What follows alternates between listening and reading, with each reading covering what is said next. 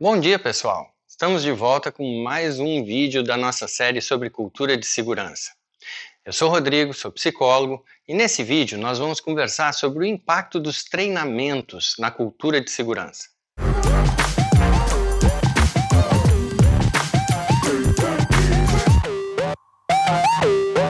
Como eu mencionei no segundo vídeo da série, 6 fatores formam a cultura de segurança: a atuação das lideranças, treinamentos, seleção de pessoal, campanhas de comunicação, lideranças informais e as pressões do grupo.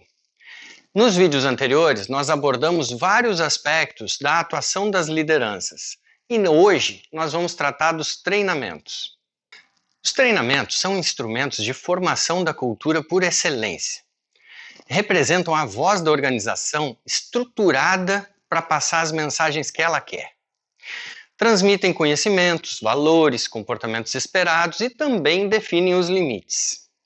Ensinam o que fazer, como fazer, quando fazer, o que importa, o que não importa, o que pode e o que não pode.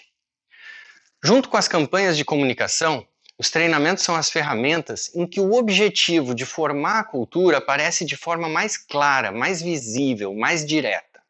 Todos os treinamentos colaboram para a formação da cultura de segurança, mas 3 tipos têm mais impacto. Os treinamentos técnicos, que ensinam como fazer atividade ou como utilizar um equipamento, porque a verdadeira segurança está embutida no como fazer a tarefa, na atividade em si. Se o procedimento ensinado é realmente a melhor maneira de executar aquela tarefa, a cultura de segurança vai ser bastante aprimorada com os treinamentos técnicos. Uma equipe bem treinada na atividade e no uso do equipamento conhece muito melhor os riscos e executa as tarefas de forma mais segura. Os treinamentos no local de trabalho e estágios também transmitem muito a cultura da organização.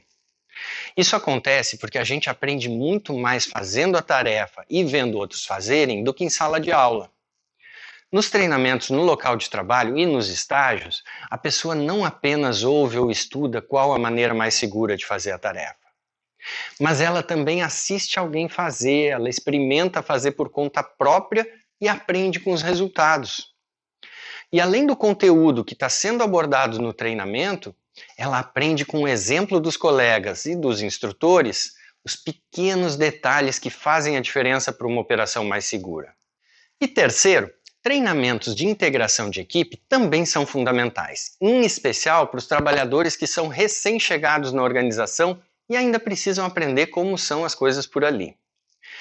Esses eventos apresentam de forma estruturada os valores da empresa, os comportamentos esperados, quem é quem na organização e um pouco de como as coisas funcionam.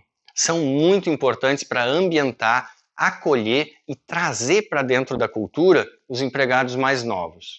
Agora, nem tudo são flores quando se fala de treinamento. É preciso ter em mente que treinamento não é mágica. A pessoa que faz um treinamento não sai deles instantaneamente transformada em outra.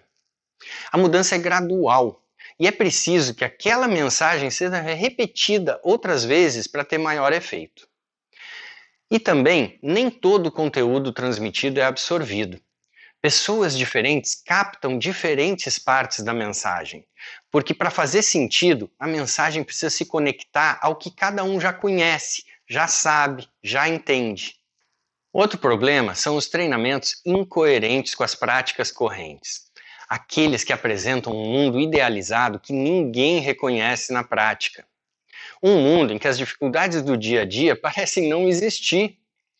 Os trabalhadores costumam chamar esses treinamentos de passeio no parque. Um momento de fantasia que acaba logo que se volta à rotina. Então, é preciso tomar cuidado. Se a mensagem passada no treinamento não tem conexão com as práticas reais, com as prioridades da liderança de linha, com a realidade do ambiente de trabalho, ela vai ser rapidamente deixada de lado. E um último problema a salientar é que a ênfase excessiva em treinamentos como solução para todos os problemas pode encobrir falhas na gestão das condições latentes. A cada novo acidente, a empresa só propõe mais treinamento de percepção de risco, de comportamento seguro e outros do mesmo tipo, quando o mais efetivo seria atuar profundamente nas causas básicas desses acidentes, nas condições que geraram o comportamento inseguro. Nesse caso, os treinamentos podem até ser contraproducentes para a cultura de segurança, porque indicam muito mais uma análise superficial do problema e ação ineficaz do que preocupação e investimento efetivo em segurança. Bom, esses foram apenas alguns pontos sobre o impacto dos treinamentos na cultura de segurança. Eles podem ser uma ferramenta muito poderosa na formação da cultura e é importante que a gente use da melhor forma. No próximo vídeo, nós vamos tratar de como as campanhas de comunicação ajudam a formar a cultura de segurança. Obrigado a quem assistiu até o final e um trabalho seguro a todos.